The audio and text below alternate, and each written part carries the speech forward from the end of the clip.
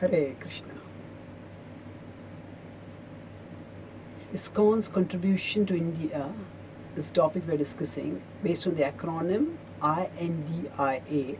So we are discussing the last part now. A is appreciation. So appreciation for India's spiritual culture among Indians itself is a significant contribution of India. India is at a cultural crossroads. We have had extraordinary spiritual heritage which has continued for thousands of years despite persecution by invaders from different parts of the world. And this spiritual legacy, which has continued for millennia, is now being lost rapidly because of a different kind of aggression. And this aggression is not so much in terms of religious aggression or any sort of fundamentalist aggression. It is more in terms of the sheer onslaught of Western materialism. And most people, most of the younger generation, they grow up in an environment of rampant materialism, and the spiritual culture doesn't make sense and doesn't feel of any relevance to them. And often through their education they get many questions which need logical and scientific answers, and often these answers are not available. India has an ancient spiritual culture, but most of the spiritual books are written in Sanskrit, and many of the spiritual teachers have been brought up in a traditional setting, and they are not equipped to answer questions of the modern mind. So there is one edifice of the scientific education that is offered today, along with the material facilities and the technological opportunities, and there is the other edifice of India's spiritual culture, with its opportunity for inner growth and spiritual development.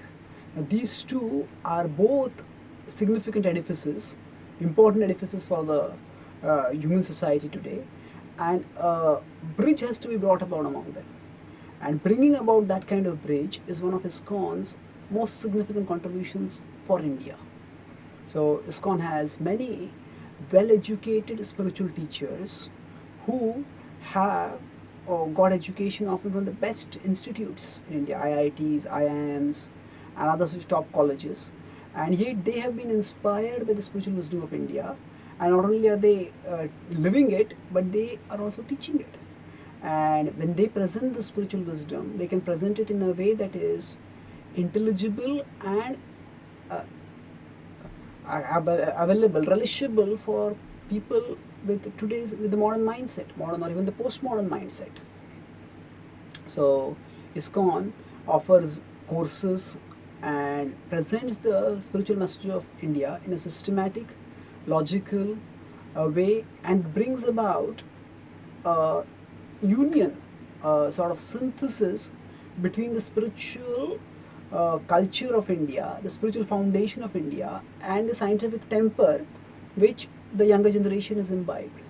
And through this systematic, logical presentation of spirituality, large number of students and large number of youth are being attracted to spirituality. Those people who would otherwise have not been at all attracted to spirituality are now being attracted in significant numbers and with remarkable enthusiasm.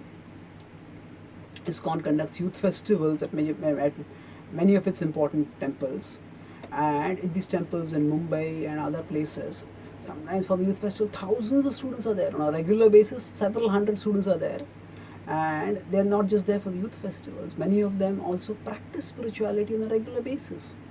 So ISKCON has specialized youth forums with youth counselors which deal with the unique issues that youth face, and how spiritual wisdom can help them to navigate their life journey during the critical phase of youth. So these youth forums are vibrant wings of most ISKCON temples, and they offer spirituality customized for the youth.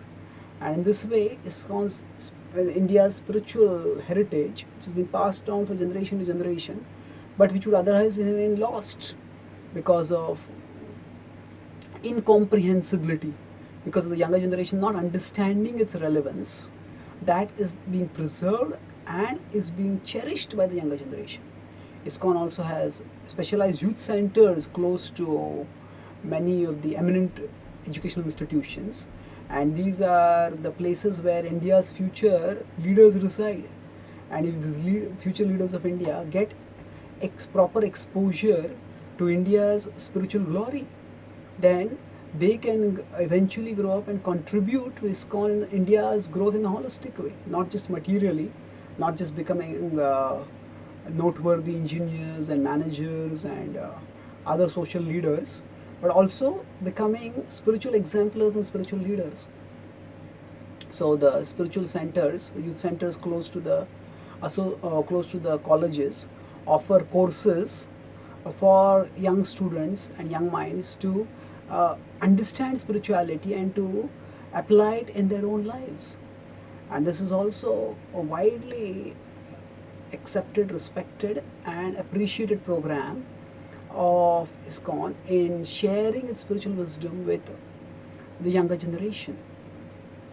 And of course, the younger generation doesn't refer only to the youth. ISKCON also has special programs for children.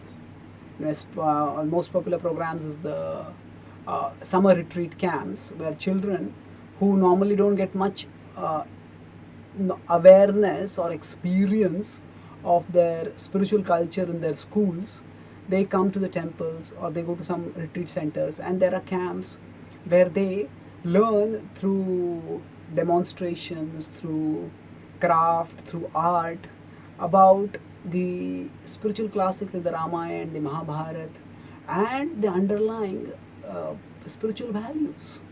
And of course, apart from that, ISKCON has schools also, weekend schools, and even some places full schools also, where material education and spiritual education are both shared in a balanced way, so as to bring about the holistic growth of the children.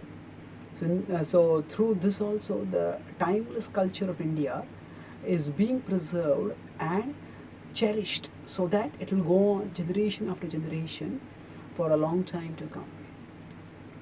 So, and just infusing appreciation for India's spiritual culture among the younger generation, and not just the younger generation, among intellectuals in general, by systematic, philosophical, customized presentations of India's philosophy and spiritual culture. This is a significant contribution of ISKCON to India.